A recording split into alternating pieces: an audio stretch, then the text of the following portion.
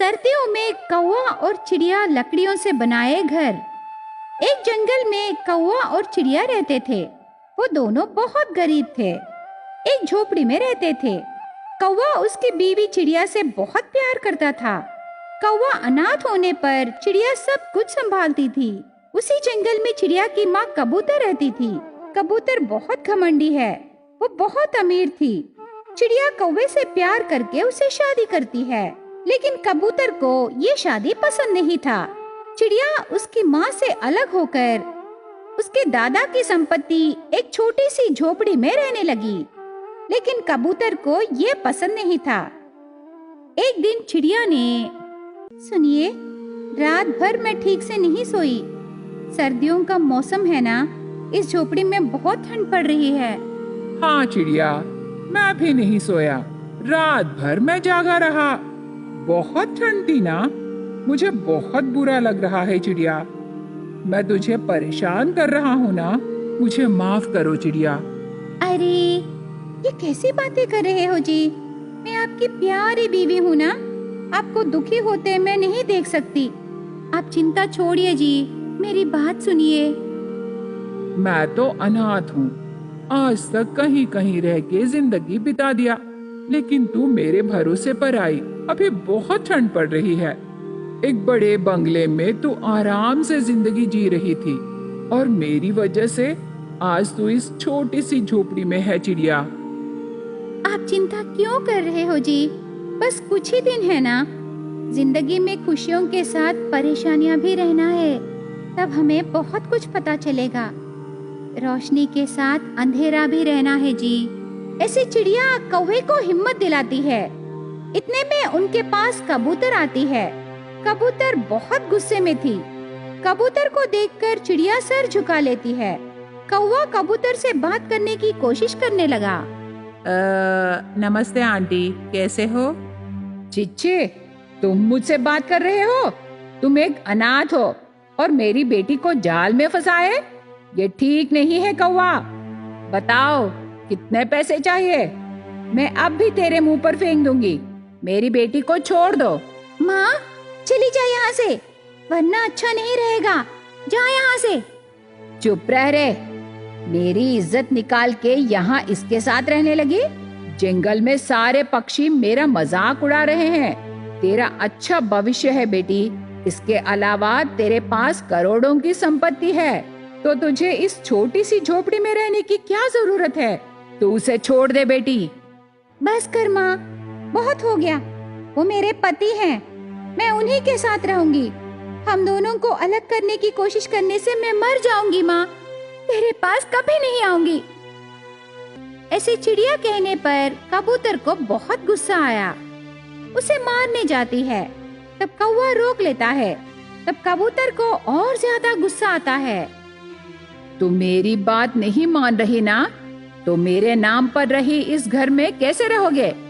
ये मेरे पिता का घर है। तुम दोनों यहाँ कैसे रहोगे? चले जाओ यहाँ से, मेरी नजर से दूर चले जाओ। तुम दोनों कैसे जियोगे मैं भी देखूंगी।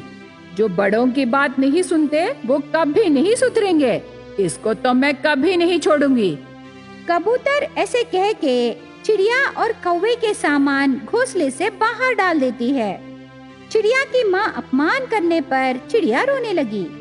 तब कौवा उसकी बीवी को वहाँ से ले जाने लगा। 2-3 जंगल पार करते हैं। इतने में रात होती है। ठंड भी बहुत पड़ रही थी। चिड़िया ठंड में कांप रही थी। चिड़िया को देखकर कौवा बहुत परेशान होने लगा। चिड़िया, हमें रहने के लिए एक भी जगह नहीं मिली। मैं तुझसे शादी करके बहुत बड़ी गलती किया। मुझे ठीक नहीं लग रहा। देखिए, आप मेरे पति हो, मेरे बारे में आप चिंता मत कीजिए। पहले हमें रहने के लिए कोई अच्छी जगह देखिए।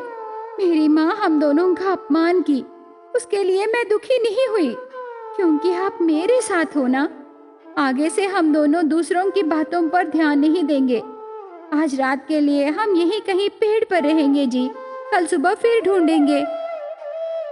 ठीक है, वो देखो वहाँ बड़ा पेड़ है ना, आज रात को हम उसी पेड़ पर रहेंगे।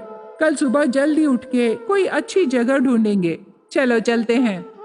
कौवा और चिड़िया एक पेड़ पर सो जाते हैं। उस दिन रात को दोनों आराम से बातें करके ठंड में कांप रहे थे। इस तरह रात कटती है। अगले दिन सुबह कौवा और चिड़िया दूसरी जंगल को जाते समय एक पेड़ पर तोता आत्महत्या करने की कोशिश करने लगी। उसे देखकर कौवा और चिड़िया तोते के पास जाकर उसे रोकते हैं। कौन हो तुम? मुझे शांति से मरने क्यों नहीं देते? अरे तुम तो बिल्कुल ठीक हो, तो क्यों मरना चाहती हो? क्या करूं? मैं एक किसान हूँ। इस बार अच्छी फसल डाली, लेकिन बहुत बारिश पड़ी ना, उस वजह से मेरी फसल सत्यानाश हो गई। पैसे कर्जे में लेकर फसल डाली और अब कर्जेदार चिल्लाने लगे, मैं जीना नहीं चाहती, मैं मर जाऊंगी। सिर्फ इतनी सी बात है, ये तो बहुत छोटी समस्या है। ये क्या कह रहे हो? पता है कर्जेदार मेरा कितना मजाक उड़ाएंगे? मेरी समस्या बहुत बड़ी है, मैं मर जाना चाहती हूँ। तेरी समस्या का परिष्कार हम करेंगे तोता, चलें? तोता के खेत के पास कौवा और चिड़िया जाते हैं।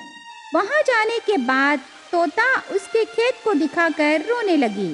खेत को देखकर कौवे को एक आइडिया आया। बाढ़ के वजह से खेत पूरा पानी से भर जाता है, उसमें मछलियाँ भी रहते हैं। तब कौवे को एक बढ़िया आइडिया आता है। आज से मैं और मेरी बीवी तेरी समस्या का परिष्कार होने तक हम यहीं रहेंगे। यहाँ कैसे रहेंगे जी?